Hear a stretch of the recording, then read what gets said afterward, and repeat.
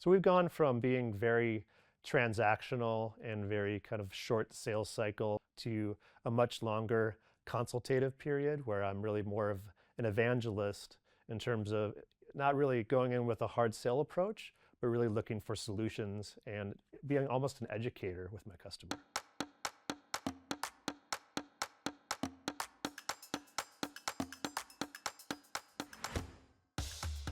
Hello, and welcome to another episode of the ISP A to Z Speaker Series. I'm Jay Kang, Director of Future Pathways at Willows Preparatory School here in the Pacific Northwest. Today, I'm joined by Stephen Schultz, who brings over 20 years of experience across global technology companies, from Samsung to Amazon Web Services. Stephen, thank you for joining us. Looking forward to today's conversation. Great to be here, Jay. So, you're a parent at Willows Prep. In this fast-changing, sort of tech-centric environment, how would you say you could prepare your child for a future where human connection and technology need to work together? Yeah, so I've really been instilling the need for communication, emotional intelligence, empathy, along with all the advances that we're making in technology. To my experience, those are some things that will benefit young people going forward. The World Economic Forum highlights sales and marketing roles as continuing to grow. Looking back over your bicentennial career, how has the role of a sales leader evolved, and what skills have mattered most in staying relevant?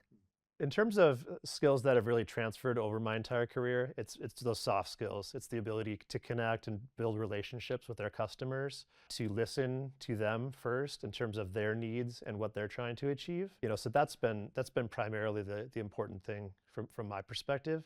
What's evolved is really how we use data analytics and now AI tools as part of that conversation. We need to approach our customer not only with a strong relationship, but with the ability to persuade them and influence using data.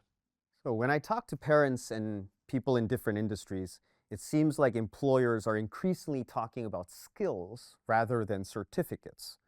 So from that perspective, what kind of core skills do you believe young people will need to thrive in cloud-enabled and AI-driven workplaces? Primarily communication is critical to being successful for children going forward, no matter what the technological landscape it will be, and really ability to effectively speak the technical language as well as the language of the customer. In addition to communication, the World Economic Forum highlights human skills such as persuasion, empathy, negotiation, and adaptability as increasingly critical. Do you think you could share a moment in your workplace where human skills mattered more than technical skills? Yeah, I go back to my days at Samsung when we were really looking to grow our business, our customer T-Mobile. And a lot of that, working with their VP and senior leadership, was driven on being customer obsessed and really looking at what they were trying to drive versus an internal focus. So that's really the lens I tried to look through when I approached that relationship. That's right. Let's take that learning to the test. How would you explain what the cloud is and why it matters to parents who may not be familiar with tech? Sure, Jay. So I think the best way to explain the cloud is think of it as a digital version of a power or utility service. So I don't have a power plant in my backyard. We all use a common source of that. So the cloud really enables companies to use storage, compute power, AI, all without building their own data centers. One of the really interesting snippets I heard was in the year 2000, a company would have to spend roughly 100 million to go to a global scale, really compete. But now, the barriers to entry are extremely low because of the cloud. So really all you need is a founder with a great idea, a laptop, AWS account, and a credit card, and they can build companies that are cloud native, things like Uber and Lyft, Airbnb, Instagram, companies like that. For parents thinking about the future careers for their children, what kind of tech sales roles are available now and maybe in the future? When you look at what's available now, it's really a blend of using those soft skills, emotional intelligence, empathy, et cetera, and being able to interspace and speak the language with our technical staff. So that's something as I look in the future, critical thinking, things like that will be even more important in future sales roles. It feels like many parents still associate a sales career with sort of the traditional pathways.